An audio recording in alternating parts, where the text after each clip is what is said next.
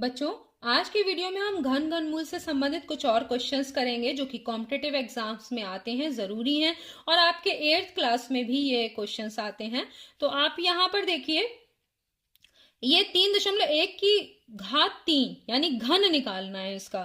तो आपने अभी घन निकाले थे, दशमलव की बात रहेगा, यहाँ पे 31 का घन होता तो निकाल लेते। तो आपको इसमें करना क्या है, आप दशमलव को अभी छोड़ दीजिए, ठीक है। अब अगर आप 31 का घन निकालेंगे तो दो तरीके से निकाल सकते हैं। या तो इसको लिख दें हम 31 के घन को 30 + 1 की घात 3, ये भी हो गया। और उसको लिख देंगे 30 की घात 3 करेंगे तो 3 का घन 27 होता है और 3 बार जीरो लगेंगे, एक जीरो के, ठीक है ना। a³ + b³, b³ 1 ही होगा क्योंकि 1 का क्यूब 1 होगा, प्लस 3ab, 3 × 30 गुणा 1 और a + b, तो a प्लस गुणा a + b क्या हो गया, 31 हो गया। अब देखिए यहाँ पर आपने यहाँ पर 27 और यहाँ पर देखिए एक और लिख देंगे क्योंकि यहाँ पर इकाई यहाँ पे जुड़ी हुई है, तो आपने डायरेक्ट जोड़ दिया कि नहीं जोड़ दिया। इसके बाद ये वाला जोड़ दीजिए। जोड़ना कैसे है, 30 × 90, 90 का 1 से गुणा से मतलब 90 ही होगा, और 90 की किससे गुणा करनी है, 90 की करनी है 31 से, तो यानी 90 और 31 है। अब 31 से करेंगे तो 31 का यहाँ पे ही डायरेक्ट लिख दीजिए। यहाँ पर 31 की 0 से करेंगे या 9 से कर दीजिए तो एक तो 0 आएगा ही आएगा, जब आप 0 लिख देंगे। 9 × 1 = 9, 9 × 27 हो गया कि नहीं हो गया। देखिए 0 से उल्टा भी हम कर सकते हैं, कैसे भी। 0 से करेंगे तो 0 आएगा, फिर 9 से करेंगे तो क्या होगा, 9 × 1 = 9 और 9 × 27। अब ये डायरेक्ट जोड़ दीजिए, हो गया आपका सवाल, हो गया। अब क्या करना है, अभी तो यहां पर हमने 31 का निकाला है लेकिन यहाँ 3.1 है, तो इसका मतलब है इसकी 3.1 गुणा 3.1 गुणा 3.1, तो एक दशमलव के बाद एक अंक यहाँ है, एक अंक यहाँ, एक अंक यहाँ, यानी 3, पीछे से 3 के बाद दशमलव लगा दीजिए, ये हो गया आपका। समझ में आया। दूसरा तरीका, 31 की 31 से 3 बार गुणा कीजिए और बाद में दशमलव लगा दीजिए, जैसे कि अभी मैं करके आपको दिखा दे रही हूं, और ये भी आसान है।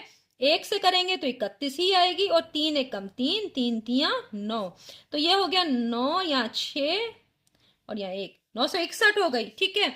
उसके बाद फिर से 31 से करेंगे तो 1 से करेंगे तो 961 ही आएगी, और फिर उसके बाद 3 से करेंगे, 3 × 1 = 3, 3 × 6 = 18, एक बचा, 3 9 27 और 1 28।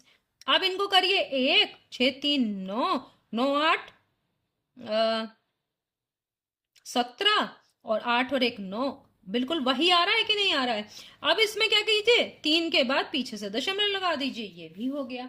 तो छोटा क्वेश्चन है तो आप डायरेक्ट गुणा भी कर सकते हैं, जब टिपिकल हो तो आप ऐसे कर दीजिए।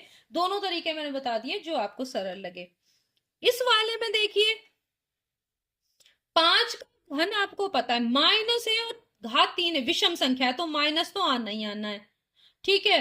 घात अगर विषम संख्या हो तो माइनस का माइनस ही आएगा।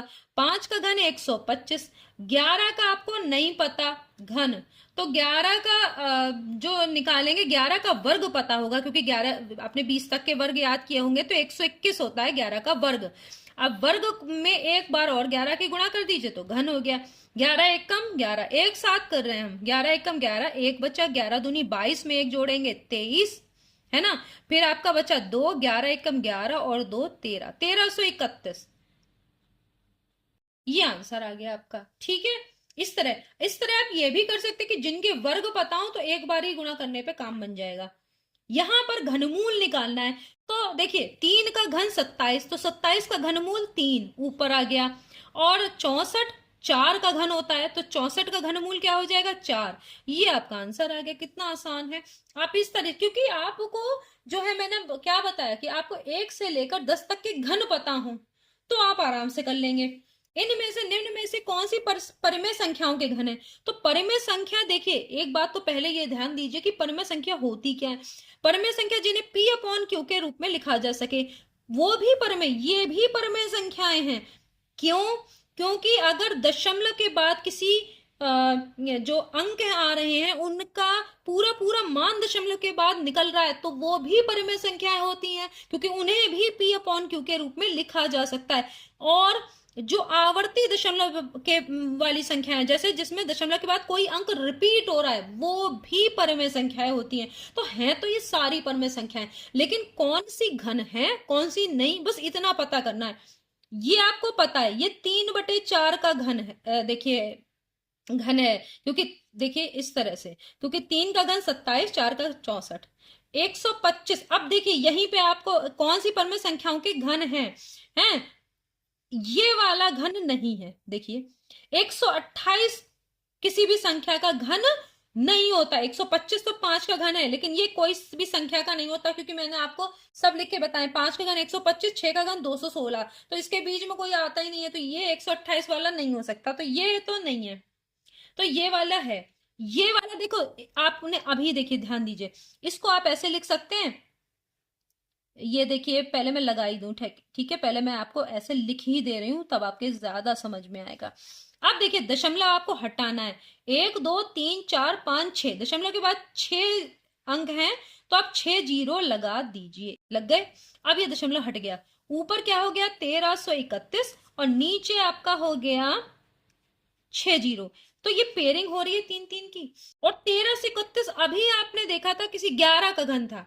देखिए, तो आप इसको लिख देंगे 11 बटे, अब यहाँ इसमें से एक पेयर में से एक जीरो ले लीजिए, ये ले लीजिए, तो ये अब इसके बाद 0.11, 0.11 का ये घन है, ये वाली संख्या है कि नहीं है। देखिए 2 जीरो थे, पीछे से 2 के बाद दशमलव लगा दिया, तो 0.11, इसका घन ये वाला है।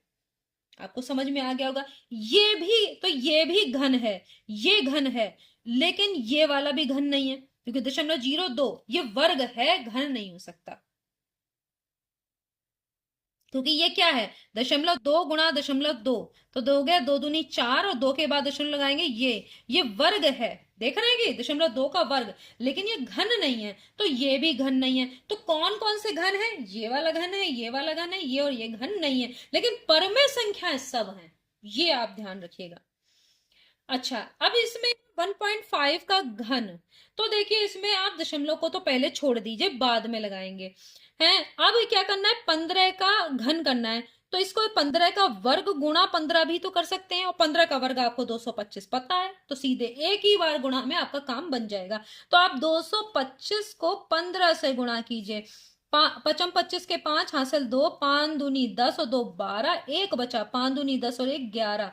फिर आप 225 को ऐसे ही लिख देंगे, क्योंकि 1 है, यहाँ बचा 5, यहाँ हो गया 5, यहाँ 7, यहाँ पर 3 और यहाँ 3, तो ये आ गया आपका मान। अब इसमें दशमलव कैसे लगाएंगे 3 के बाद, क्योंकि भाई 1 है उसका घन करना है, दशमलव के बाद 1 है, तो 3, अब इसका 3 गुना कर दिए, 1 2 3, 3 के बाद यहाँ 3.375, ये हो गया। तो आसान है आपको करना। किसी घन का आयतन, घन का आयतन मान लो एक ये घन है, ठीक है, मैं एक आपको एग्जाम्पल दे रही हूँ। ये आपका एक मैं रफली बना दे रही हूँ, आपको समझ में आएगा। ये एक घन है। घन का आयतन क्या होता है, उसकी लंबाई, उसकी चौड़ाई और उसकी क्या होता है ऊंचाई। ठीक है, लंबाई, चौड़ाई और ऊंचाई। घन का आयतन क्या होता है, घन का आयतन का सूत्र आपको पता ही होगा, लंबाई गुणा चौड़ाई गुणा ऊंचाई, और तीनों सेम होती हैं। ठीक है, तो मान लो घन की एक भुजा ए है, तो घन का आयतन क्या हो जाएगा, घन का आयतन बराबर ए क्यूब होगा, क्यों नहीं, लंबाई गुणा चौड़ाई गुणा ऊंचाई, ए गुणा ए गुणा ए क्यूब हो गया। घन का आयतन आपका दिया हुआ है, तो एक भुजा क्या होगी, तो भुजा क्या हो जाएगी, इस आयतन का घनमूल निकाल दीजिए। भुजा आपकी क्या होगी, ए है कि नहीं है, ए क्यूब का घनमूल निकालेंगे तो ए ही तो आएगा। क्यों ए आएगा, ए की घात 3, और घनमूल का मतलब घात तिहाई, 3 की 3 कट जाएगा, तो ए ही तो आया कि नहीं आया। तो घन की भुजा आपने a मानी थी, तभी तो घन का आयतन a क्यूब हुआ। तो भुजा का मतलब ये हुआ, यानी इसका क्या करना है, घन के आयतन का घनमूल निकाल देना है, जो आयतन दिया है उसका घनमूल निकालना है। ठीक है, तो आपको समझ में आ गया होगा कि भुजा हमें कैसे निकालनी है। तो भुजा इसकी क्या होगी, जिसका आयतन 512 है, तो 512 का घनमूल, 6 का घन 512 होता है, तो घनमूल क्या हो जाएगा, 6 का घन 512, 512 का घनमूल 6, क्या, मीटर, क्योंकि ये घन मीटर में दिया हुआ है, यानी मीटर गुणा मीटर गुणा मीटर। अब आपको समझ में आ गया होगा कि किस तरीके से हम इन क्वेश्चंस को समझेंगे, और सरल है अगर क्वेश्चन आपके समझ में आ जाए कि इसमें करना हमें क्या, बेसिकली हमें यही देखना है कि हमें करना क्या है और कौन सी ट्रिक लगानी है जिससे कि हमारा क्वेश्चन इजी भी हो जाए और कम समय ले। ठीक है, तो नेक्स्ट वीडियो में हम फिर मिलेंगे, तब तक के लिए धन्यवाद।